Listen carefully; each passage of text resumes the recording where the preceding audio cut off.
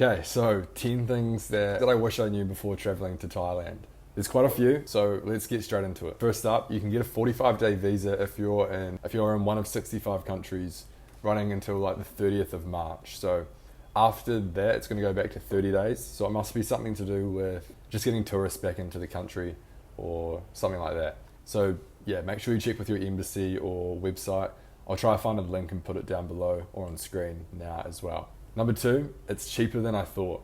Thailand has some of the best street food in the world, I think. And basically, if you're on a budget, it's such a good place to go. Lots of food, different types of food. And I think that street food's way better than like restaurant food because it's cheap.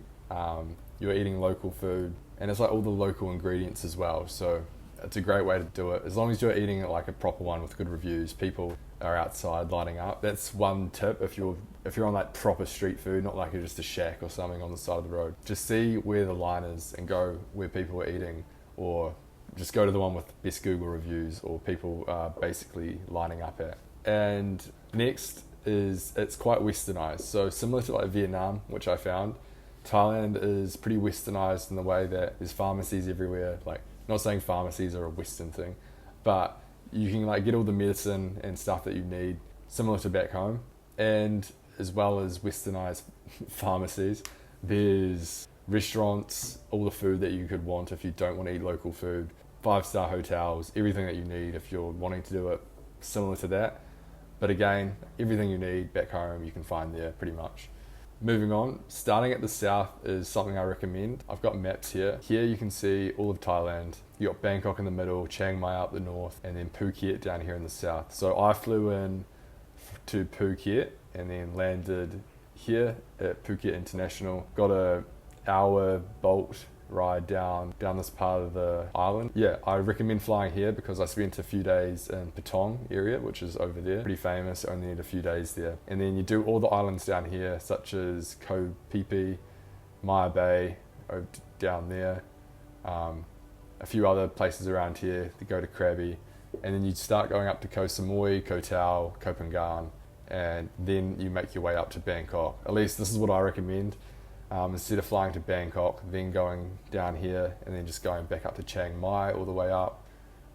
It's better just to go one continuous road trip up. You can fly, you can get overnight buses, and I'm going to make a video going over all the spots, so be sure to subscribe so you don't miss that as well. Yeah, start of the south, that's something I recommend. And next up is the language barrier. So surprisingly, I didn't have any problems, I don't think. Like, unless you're going to have a really in-depth conversation with someone, you don't really need to know too much Thai. It's good to learn a little bit, show respect, speak some of their language, saying thank you. But yeah, like once you're there, it's good to learn how to order, how to say thank you, this is nice, yum food, etc. There's no problems with trying to understand it. Everywhere in Thailand it was pretty good with understanding what you're saying or ordering food, etc. Something else that I recommend is renting a scooter. So places like Chiang Mai, all up here in this area, over in Pai, which is here. Really good places to rent a scooter, and obviously, and the same goes for down on the islands as well. So Koh Samui, Koh Phangan, Koh Tao, Koh Phi Phi, rent a scooter. Oh, not Koh Phi Phi, you don't need a scooter there, don't think they have them. And Phuket, rent a scooter just to get around, and make sure you have your international driver's license, because one of the scams or things that the police do is try to get money off tourists, and if you don't have your international license, then you kind of have to, because that's the law, I'm pretty sure. But yeah, that kind of takes me on to the next point, is get an international driver's license if you are going to be renting scooters, driving most days. It will save you money. It'll probably break even with how much you spend. I think it might be like $20 US for your international driver's license. But yeah, definitely recommend getting your driver's license and then just renting a scooter. But if not, you might not get pulled over. It could be safe. Yeah, rent a scooter, get your license, you'll be sweet. Where to stay? So basically I'm going to make a video again, like I mentioned, going into all of this, but Phuket,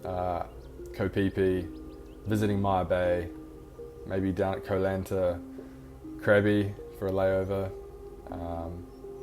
Phang Na, which is home to Koh Pha Nhi, which is this fishing village here, floating fishing village. I visited for a day, crazy to see. Definitely recommend seeing that. Khao Suk National Park, didn't see that, wish I did.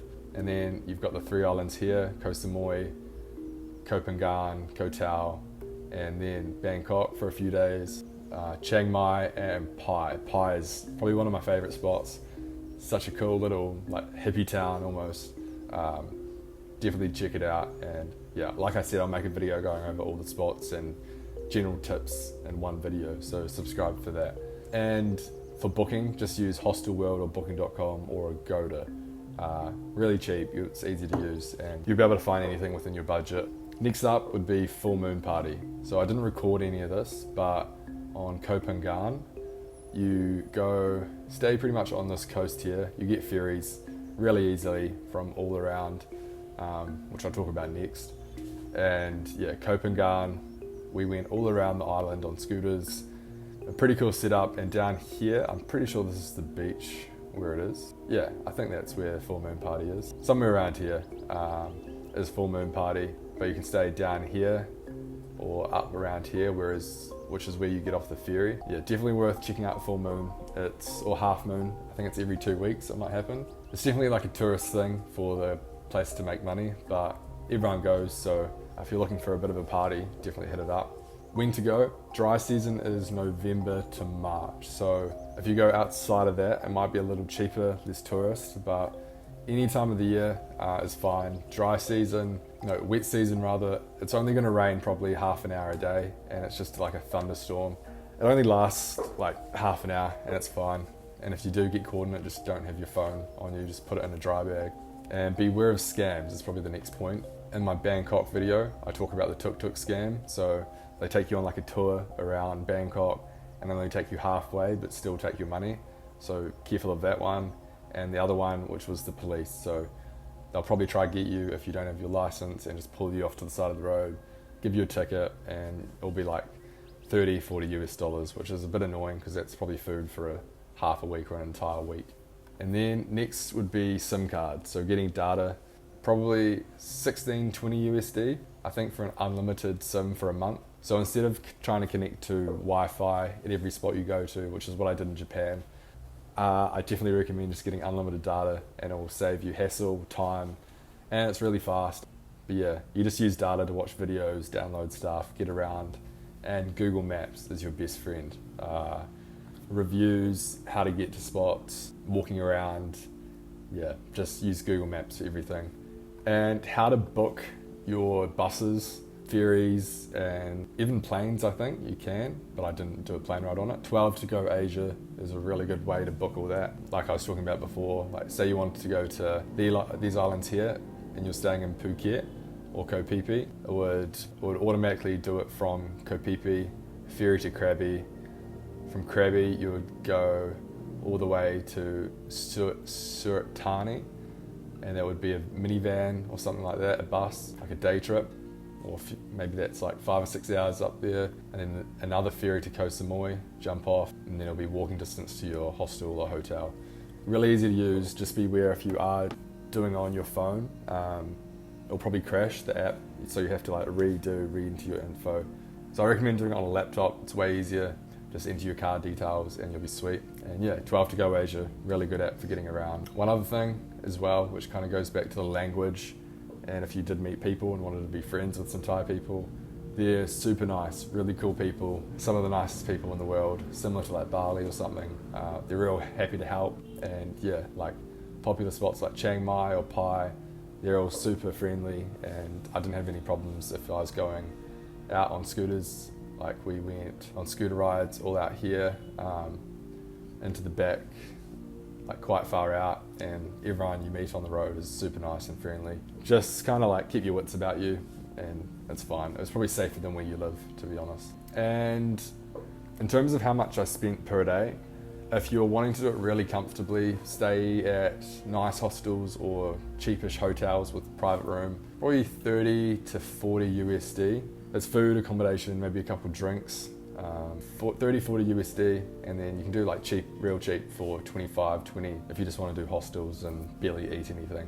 But saying that, you can still eat lots, like a meal's for $1 or $2 US for a massive plate of rice. Yeah, it's real cheap. You won't have any problems if you're on a budget. And another thing, ATM fees. So when you go to the ATM, make sure you click no conversion, and then your bank at home will do the conversion instead of the Thai bank, and you'll get charged probably 50% less on the conversion fee. So say it's like $5, it'll only be $2.50 because your bank at home does it. And grab and bolt for getting around small spots. I might have mentioned that, but like Bangkok, getting around little spots, as well as the subway, bolt and grab, super good option. All the islands use bolt and grab as well. So getting food delivered, getting a ride to see some friends, getting a car with all your friends as well. It's really easy to get around, and yeah, definitely get those apps downloaded. And I cannot forget 7-Eleven. So let's take Bangkok for example. As you can see, like every block, I swear there's more than this, but there's 7-Elevens everywhere, so you won't have any problems finding those. And you have to try the toasties, they're crazy good. 7-Eleven for your water, toasties, snacks, and just fueling up for your day exploring Thailand if you haven't been able to find any fried rice or stuff on the side of the road at other street food vendors. Another thing that you want to do is get a universal plug, because I think Thailand, you've got like the 2 circles. So get one of those big bricks that you can chuck anything into, and you'll be sweet. Yeah, there's always plug sockets everywhere. Just have your universal plug adapter so you can charge up. And driving on the left, instead of Vietnam and the US, they drive on the left here in Thailand, so it was quite good for me coming from New Zealand. Everyone just drives on the left, so super easy to get around. But yeah, you don't want to go around a corner, and if you're used to driving on the right, because you'll probably get met with a truck or something. And when you're up in the north, another thing that you should know is, especially Chiang Mai, which is where all the elephant sanctuaries are and other elephant places where you don't want to go to, make sure you go to a proper one with good reviews, where they don't ride the elephants, because that's bad for them and you want to look after them. And yeah, simply just make sure you go to a proper sanctuary, not like a one where they're pretty much slaves and just put on chains around their feet, and it's pretty terrible. So yeah, make sure you go to a proper one, support the good sanctuaries so you can look after them, and yeah, so they keep growing instead of the bad places that have elephants on chains, because it's not cool. And lastly, the other thing I'd say is have some electrolytes.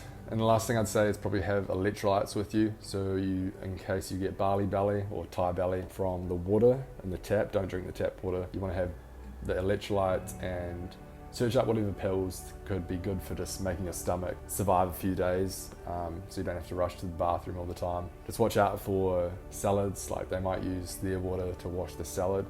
So yeah, just watch out for that. But yeah, that's pretty much everything I wish I knew before going to Thailand. If there's anything else, I'll put it in the description below. I've got a few more videos coming out, like I said, for getting around Thailand, like starting where to go, other spots that are kind of off the map. Thanks for watching. If you did find it useful, be sure to subscribe. I've got a lot more coming, and yeah, I'll see you guys in the next video.